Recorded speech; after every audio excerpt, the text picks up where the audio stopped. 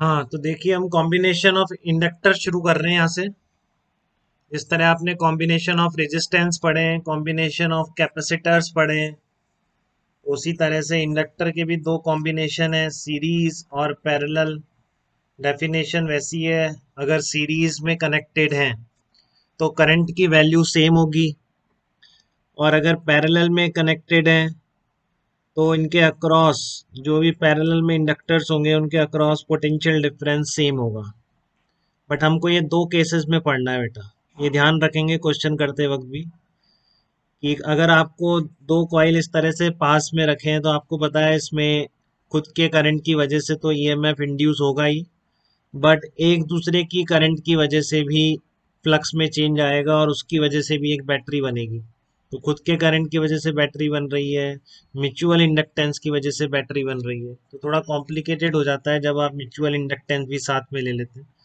तो हम देखेंगे उस केस को भी सीरीज और पैरेलल में। बट केस वन ले रहे हैं जब आपकी बात ही नहीं कर रहा, या तो म्यूचुअल इंडक्टेंस की, आपको कैपिटल एम भी नहीं गिवन है, ठीक है, तो उस केस में आप केवल इंडक्टेंस अकाउंट में ले लें इसकी। ठीक है, और अच्छे एग्जाम में लिखना जरूरी है कि इनकी म्यूचुअल इंडक्टेंस नेगलेक्ट कर दी है।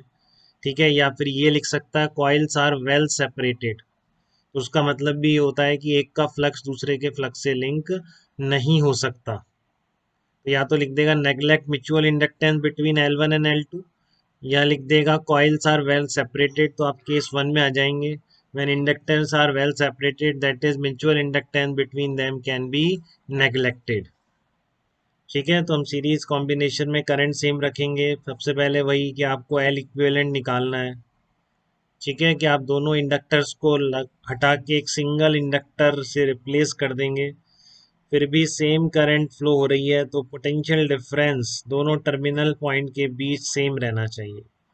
अगर ऐसा होता है तो वो सिंगल इंडक्टर उन सारे इंडक्टर्स का इक्विवेलेंट इंडक्टर बोला जा सकता है। For equivalent inductors V A minus V B should be same for same current और for same rate of change of current।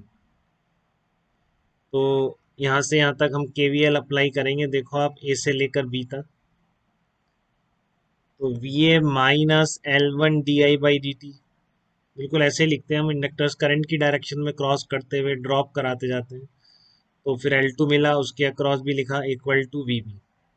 तो यहाँ से V A minus V B कितना आ गया आपका, L one plus L two D I by D T.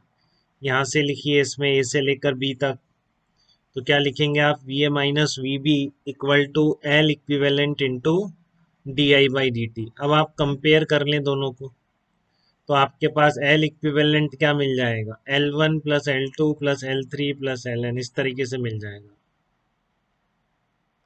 तो ये कहलाता है आपका equivalent inductance, L one plus L two plus L three. तो सीरीज कॉम्बिनेशन में सारे इंडक्टर्स का अगर म्यूचुअल इंडक्टेंस नेग्लेक्ट कर देते हैं तो इक्विवेलेंट इंडक्टेंस उनको सम करने से आ जाता है, जिस तरह से रेजिस्टेंसेस में आ जाता है।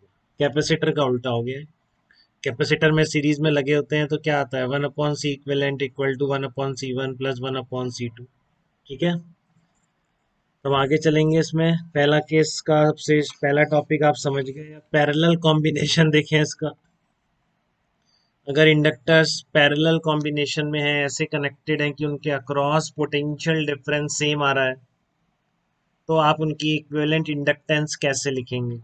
तो फिर वही कहानी है कि आपने क्या माना, आई करंट, तो V A minus V B L equivalent D I by D T. अगर ऐसा हो रहा है इसमें कि same D I by D T पर पोटेंशियल डिफरेंस सेम जनरेट हो रहा है, तो फिर वो एल इक्विवेलेंट क्या कहलाएगा, उन तीनों इंडक्टर की जगह आप लगा सकते हैं। ठीक है, तो यहाँ से आप देखिए इसको, I equals to I one plus I two plus I three आ गया।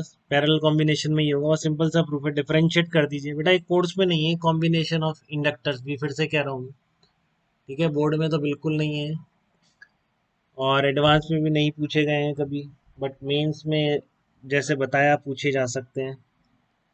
तो D I one by D T plus D I two by D T plus D I three by D T differentiate कर दिया आपने। अब आपने क्या किया, इसको वैल्यू रख दी कि V A minus D I by D T क्या है, यहाँ से उठा के रख दिया V A minus V B upon L equivalent. D I one by D T क्या होगा, यहाँ से केवीएल लिखिए, V A minus L one D I one by D T equal to V B. तो आप D I one by D T की जगह क्या लिख सकते हैं? क्लियर है आपको? ए से लेकर बी तक कैसे लिखेंगे? V A minus L one D I one by D T equal to V B लिखेंगे। तो आपका V A minus V B upon L one D I one by D T आ गया, तो उसकी जगह यहाँ पुट कर दिया। इसी तरह से D I two by D T कितना आ जाएगा? V A minus V B upon L two आ जाएगा। D I three by D T कितना आ जाएगा? V A minus V B upon L three आ जाएगा। अब सब तरफ से V A minus V B हटा दीजिए, तो देखिए आपका एल इक्विवेलेंट कितना आ जाता है, one upon L one plus one upon L two plus one upon L three. तो ये बिल्कुल रेजिस्टेंस की तरह हो गया, जैसे सीरीज में रेजिस्टेंस जुड़ते हैं तो रेजिस्टेंसेज ऐड हो जाती हैं, उसी तरह अगर सीरीज में इंडक्टर होते हैं तो equivalent L one plus L two plus L three ऐसे हो जाता है। अगर पैरेलल में होते हैं तो one upon L equivalent equals to one upon L one plus one upon L two plus one upon L three हो जाता है। तो यहाँ तक किसी को भी दिक्कत तो आप बताइए। ठीक है।